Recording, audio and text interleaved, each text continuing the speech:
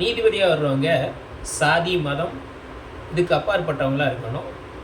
அவங்க அப்படி இருக்கும்போது தான் என்ன செய்ய முடியும், அங்கே வரக்கூடிய அந்த வழக்குகளை நேர்மையாக அணுக முடியும் அப்படின்னு சொல்லி அரசியல் சாசனமே அவங்களுக்கு இப்படிப்பட்ட ஒரு நெறிமுறையை கொடுத்துருக்கு. ஆனால் அதெல்லாம் தூக்கி போட்டுட்டு இன்றைக்கி நீதிபதிகள் என்னவா இருக்கிறாங்க அப்படிங்கிறத நம்ம பார்க்கும்போது அது ஒட்டுமொத்தமாக இந்த இந்திய நாட்டுக்கு மிகப்பெரிய ஆபத்தை விளைவிக்கக்கூடியதாக இருக்குது அப்படிங்கிற விஷயத்தை பற்றி தான் நம்ம இன்றைக்கி பேச போகிறோம். வாங்க வீடியோக்குள்ளே போகலாம்.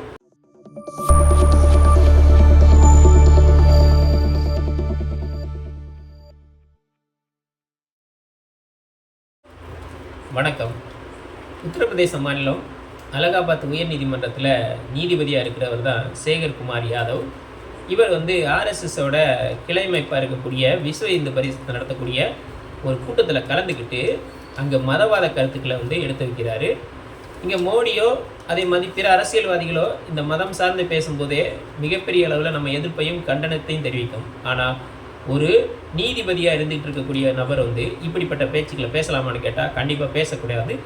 அவங்க அங்கே நீதிபதியாக வரும்போதே அரசியலமைப்பு சாசனத்தின் மேலே தான் உறுதிமொழி எடுத்துகிட்டு வராங்க.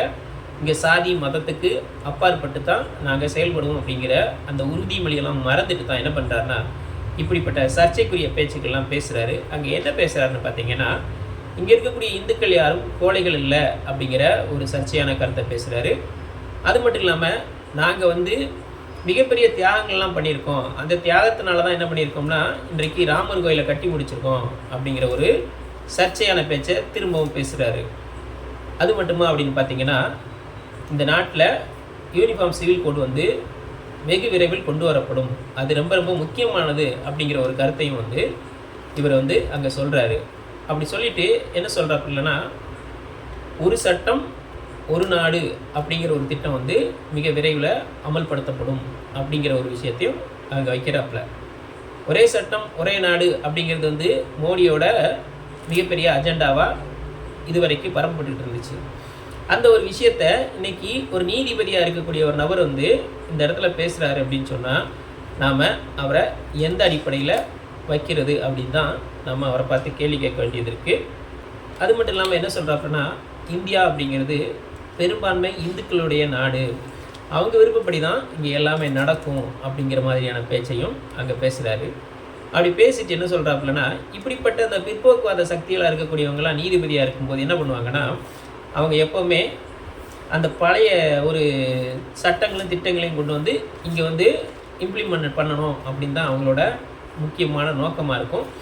அது உண்மையிலே அவரோட பேச்சில் வெளிப்பட்டுச்சு. என்னென்னு கேட்டிங்கன்னு வச்சுக்கோங்களேன், இங்கே தீண்டாமையும் சதி அப்படிங்கிற உடன்கட்டை ஏறுதலும் எதுக்கு ஒழிக்கப்பட்டுச்சு, அதெல்லாம் எங்கள் மதத்தில் உள்ள அடிப்படை சக்திகள், அதை நீங்கள் எதுக்கு கேள்வி கேட்குறீங்க, அதெல்லாம் கேள்வி கேட்கக்கூடிய நீங்கள் இஸ்லாமியர்களோட அந்த எல்லா சட்டத்திட்டங்களையும் ஏன் கேள்வி கேட்கலை அப்படின்னு சொல்லி இதை கொண்டு வரணும் அப்படின்னு சொல்லிக்கிட்டு அதே நேரத்தில் இஸ்லாமியர்களை தாக்கக்கூடிய ஒரு வேலையையும் அந்த இடத்துல அவர் பண்ணுறார். அப்படின்னா இப்படிப்பட்ட நீதிபதிகள் நீதிமன்றத்தில் நீதிபதியாக இருக்கும்போது இவங்களுக்கு அலகேட் பண்ணக்கூடிய வழக்குகளை இவங்க எந்த அணுகுமுறையில் பார்ப்பாங்க அப்படின்னு தான் நம்ம அவங்கள பார்த்து கேட்க வேண்டியது இருக்குது.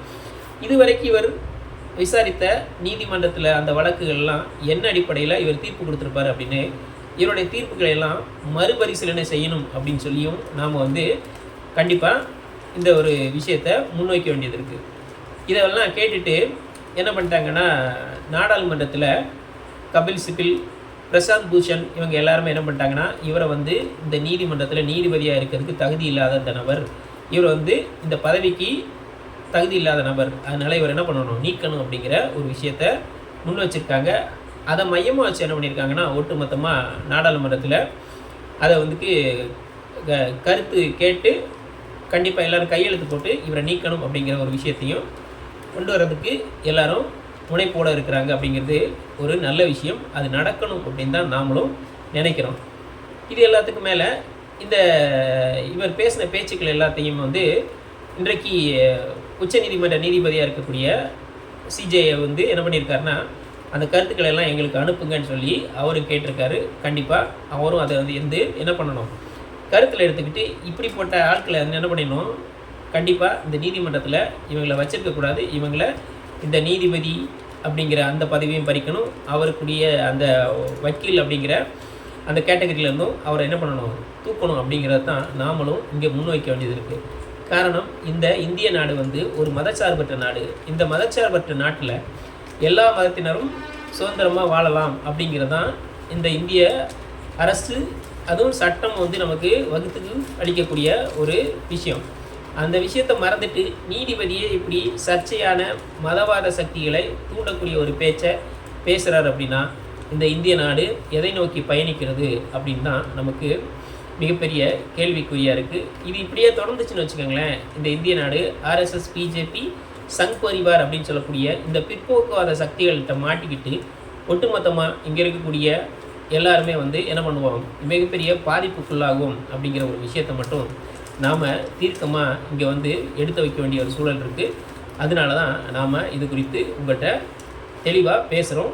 அதை நீங்கள் என்ன செய்யணும்னா, இது குறித்த இந்த விஷயங்கள்லாம் தெரிஞ்சு வச்சுக்கிட்டு நீங்கள் என்ன செய்யணும், இது மாதிரியான கருத்துக்கள் சொல்லக்கூடியவர்களை எதிர்க்கக்கூடிய ஒரு வேலையை செய்யணும். காரணம் என்னென்னு கேட்டால், இவங்களோட அஜெண்டாவே ஒரு இந்து நாடாக இதை அறிவிக்கணும், இங்கே இருக்கக்கூடிய எல்லாத்தையும் வந்து அச்சுறுத்தணும் அப்படிங்கிற ஒரு வேலையை தான் மோடி அரசு செஞ்சுக்கிட்டு இருக்கு. அதுக்கு ஆர்எஸ்எஸ் வந்து பக்கபலமாக இருக்குது. ஏன்னா இந்த பிஜேபி அப்படிங்கிறது என்னென்னு பார்த்தீங்கன்னா ஆர்எஸ்எஸோட ஒரு குழந்தை தான். அந்த குழந்தை தான் இன்றைக்கி என்ன பண்ணுது, நம்மளை வந்து ஆட்சி செய்யக்கூடிய ஒரு வேலையை செஞ்சுக்கிட்டு இருக்கு. அப்படின்னா இப்படிப்பட்ட இந்த பிற்போக்குவாத சக்திகள்கிட்டருந்து நாம் நம்மளை மீட்டுக்கிறதுக்கு மக்கள் மன்றத்தில் எப்போவுமே இவங்களை வந்து கண்டிப்பாக கவனித்து இவங்களுக்கு கொடுக்கக்கூடிய அந்த தீர்ப்புகள் இருக்குல்ல, அதுதான் அவங்களை என்ன பண்ணுவோம், திரும்ப திரும்ப தன்னுடைய சுய பரிசோதனைக்கு இவங்களை உட்படுத்தும் அப்படிங்கிற ஒரு விஷயத்தை மைண்டில் வச்சுக்கிட்டு நாமும் இந்த இந்திய நாட்டோட குடிமக்கள், நமக்கும் இந்த நீதிபதி போன்றவர்கள்லாம் கேள்வி கேட்கிற உரிமை இருக்குது அப்படிங்கிற அடிப்படையில் தப்பாக பேசக்கூடிய எந்த ஒரு நபரும் வந்து தண்டிக்கப்பட வேண்டும்.